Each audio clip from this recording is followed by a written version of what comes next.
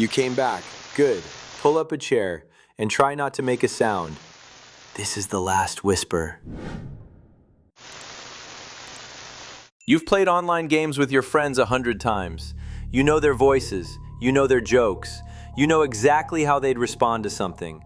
So tell me, what do you do when you're on the phone with your best friend and at the exact same moment you can hear him talking, laughing, and playing right next to you in game? Two voices, same person, same room, and neither of them is him. Joseph was 21 years old, working a regular job in Wisconsin, living the kind of low-key life where the highlight of a Tuesday night was jumping online with his two closest friends, Ben and Max. Nothing unusual about that. Millions of people do it every night. But what happened to Joseph on one particular night 3 years ago changed the way he thinks about every phone call, every voice, every familiar face he can't physically see. It started at midnight. The three of them hopped into a multiplayer sandbox game they'd played together so many times they knew every corner of every map. Joseph had been running on bad sleep for weeks, that particular kind of exhaustion where everything feels slightly surreal and your reaction time is just a half second behind where it should be. He didn't think anything of it. They screwed around for the first couple of hours, normal session, blowing stuff up, making each other laugh. The first crack appeared around 2 in the morning. Max and Joseph were on a large custom map, separated from Ben, crossing a long concrete bridge. On one side was a massive wall too high to climb. On the other side was a deep, open cavern filled with a thick, dark fog that swallowed everything below. Max's character stopped at the edge and called out to Joseph. Except he didn't call him Joseph, he called him Charlie. Joseph didn't know anyone named Charlie. He made a joke of it, shrugged it off. Max apologized and redirected his attention to something he claimed he could see at the base of the cavern, a small figure, barely visible through the fog. Joseph looked. He couldn't see anything. They'd played this map hundreds of times and knew all its quirks, so he asked Max to send a screenshot. Max went silent. Not internet dropped silent, just quiet. His character stopped moving entirely, like someone had physically taken their hands off the keyboard. Joseph waited. 3 full minutes passed. Then Max's character suddenly moved again, turned toward him, and said he was good to go. No explanation, no screenshot, no acknowledgement of what he just said he saw. Joseph let it go. He assumed Max was messing with him. They met up with Ben, who was tinkering with a custom vehicle he'd assembled from scattered map parts, cracking jokes about his engineering background. They drove around, caused mayhem, laughed. Everything felt normal, except Max kept going quiet. Multiple times throughout the session, his character would just stop. No movement, no voice, for minutes at a stretch. That wasn't like him. Max was the type of person who always told you when he was stepping away. He hated inconveniencing people. When they asked him about it, he said he was helping his family with things around the house. At 2 in the morning. It was unusual, but it was a reasonable answer, so they moved on. Then Max's attention shifted toward his window. He told them there was a man pacing back and forth in front of the streetlight outside his house. He'd done it 5 or 6 times already, and now he was just standing there underneath it, not moving. Max sounded genuinely unsettled, and that was significant, because Max wasn't the kind of person who scared easily. He could handle conflict, handle pressure. But something about that man standing motionless under the light was getting to him in a way he couldn't explain. After a tense few minutes, Max said the man had walked away. They all exhaled. They drifted back into laughter, went back to playing, and it started to feel like a normal night again. Then Joseph's phone rang. It was Max. And at the exact same moment, Joseph could hear Max talking loudly in voice chat, running around, joking with Ben. He froze. The Max on the phone said he hadn't been able to hear either of them in the game for the past 10 minutes. He'd only just realized it because the silence had stretched on long enough to notice. He thought there was a technical issue. The Max in the game, 10 feet away from Joseph's character in-game, responded immediately and clearly to everything Joseph said.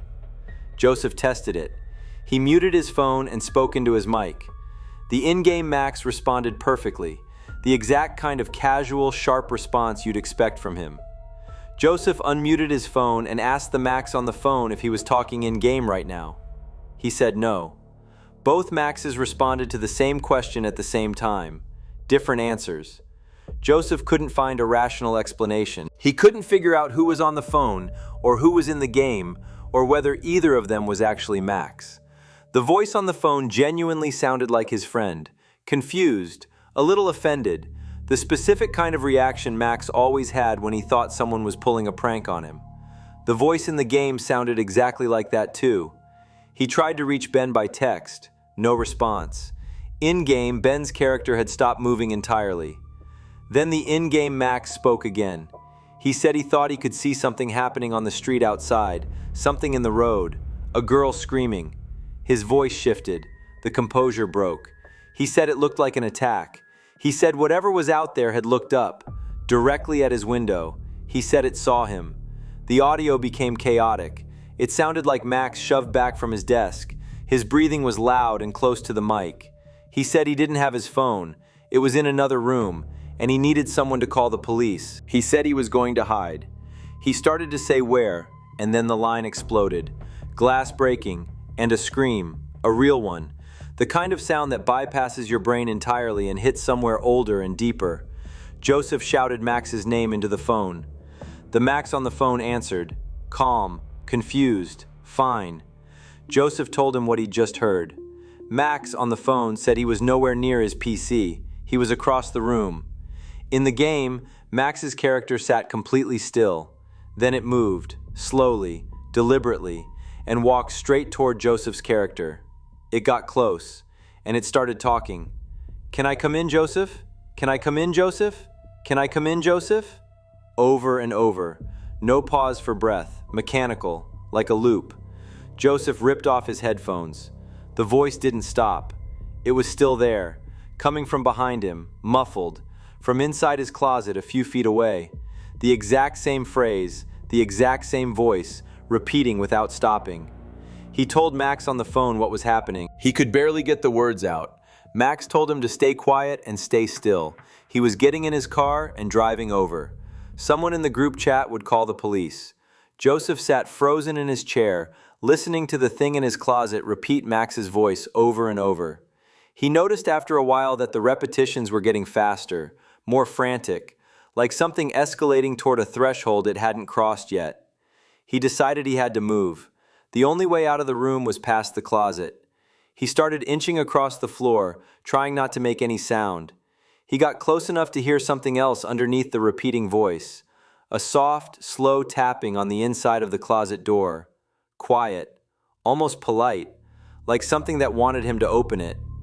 The moment his foot crossed in front of the door, the voice stopped. The silence was total and immediate, and somehow worse than the noise had been. He said it felt like his skin was burning on the side closest to the door, like standing next to something generating heat he couldn't see. 3 hard knocks shook the door, right next to his head. The voice came back faster, louder, right up against the door now. He ran. There was no other choice. He sprinted for the bedroom door, got it open, threw himself through, slammed it behind him, and made it to the living room. He stood there in the corner, phone against his ear, and watched his bedroom door.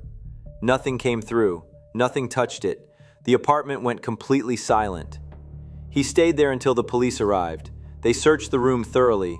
They didn't find anyone inside. They floated the idea of a drug episode. His friends and family confirmed he didn't use drugs. The officers moved on with that as their explanation anyway. But then Joseph and his friends went back in and found the evidence the police hadn't categorized.